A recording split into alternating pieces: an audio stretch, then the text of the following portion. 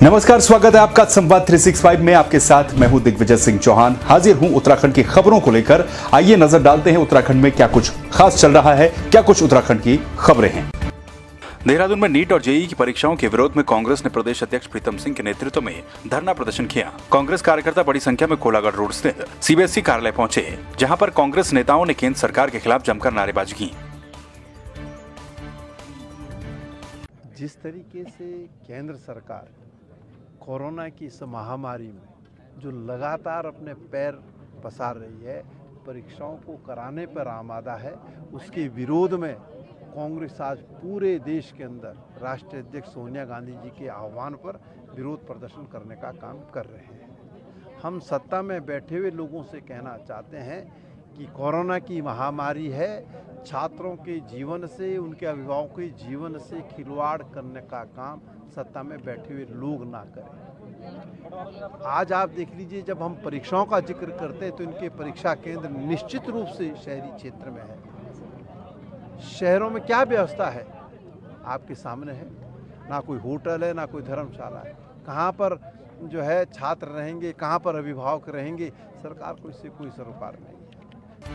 हरिद्वार के ऋषिकुल आयुर्वेदिक विभाग की ओर से इन दिनों कोरोना फ्रंटलाइन वॉरियर्स को आयुष किट वितरित की जा रही हैं। विभाग की ओर से अब तक कई हजार रक्षा किट बांटी जा चुकी हैं। जिला आयुर्वेदिक हॉस्पिटल के डॉक्टर ओपी सिंह ने बताया कि हमारे हॉस्पिटल में शुरू से ही लगातार सभी स्टाफ कोरोना संक्रमित लोगों की देखभाल कर रहे हैं और लोगों को भी आयुष रक्षा किट का वितरण किया गया है। इसमें सभी आयुर्वेदिक औषधियों का मिश्रण है, जिससे कि इम्यूनिटी बढ़ती है।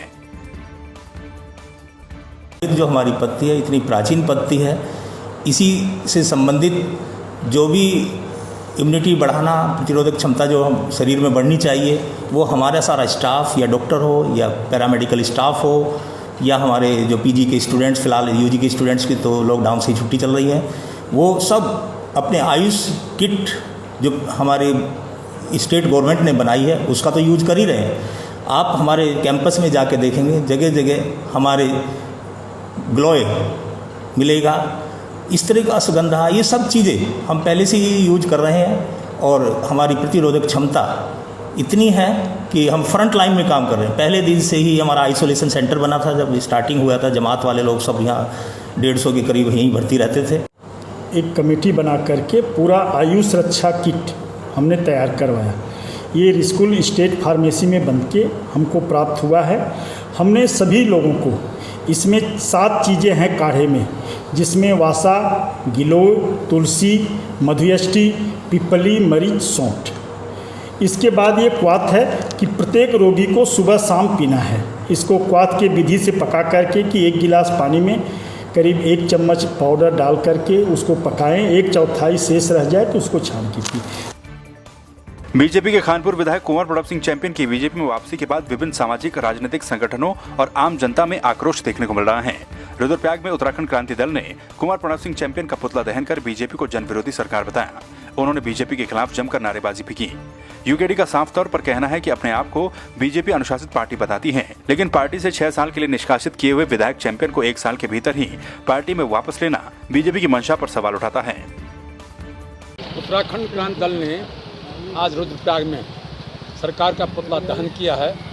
इसके पीछे कारण ये है, पिछले वर्ष में एक विधायक ने, जो मैदानी क्षेत्र का विधायक है, उसने उत्तराखंड के पहाड़ियों को डायरेक्ट गालियाँ दी हैं, अपशब्दों का प्रयोग किया है और तमाम अखबारों में, तमाम समाचारों में ये आया।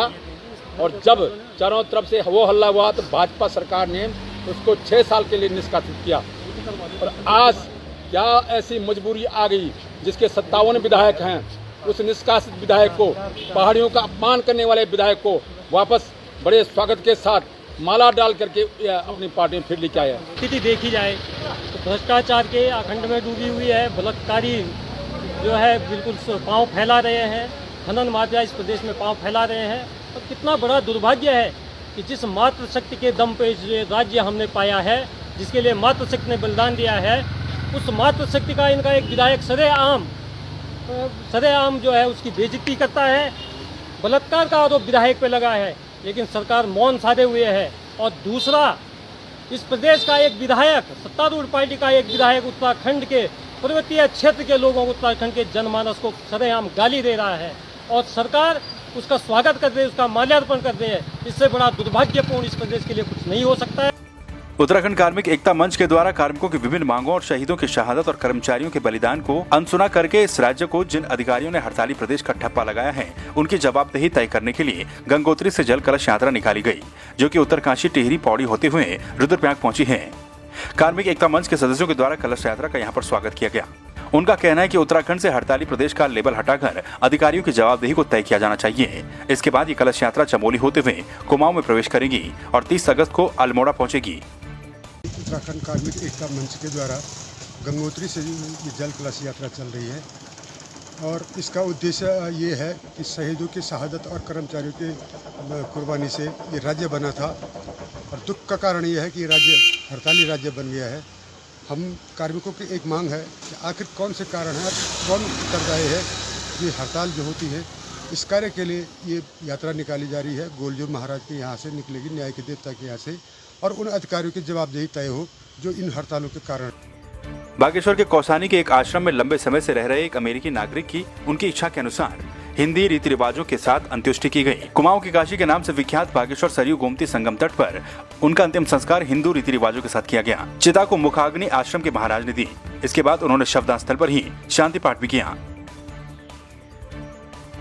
कांग्रेस उपाध्यक्ष जोत सिंह बिष्ट ने बीजेपी पर पलटवार करते हुए कहा कि बीजेपी की करनी और कथनी में बहुत अंतर है। बीजेपी बोलती कुछ और है और करती कुछ और है। बीजेपी के द्वारा विधायक चैंपियन की वापसी को लेकर उन्होंने कहा कि बीजेपी विधायक के द्वारा उत्तराखंड के मान सम्मान को ठेस पहुंचाई गई। इसके बावजूद भी बीजेपी के द्वारा उन्हें पार्टी में वापस शामिल कर लिया गया है। उन्होंने कहा कि जब उन्हें पार्टी से 6 साल के लिए निष्कासित किया गया था तो मात्र 14 महीने में ही उनकी वापसी क्यों हो गई।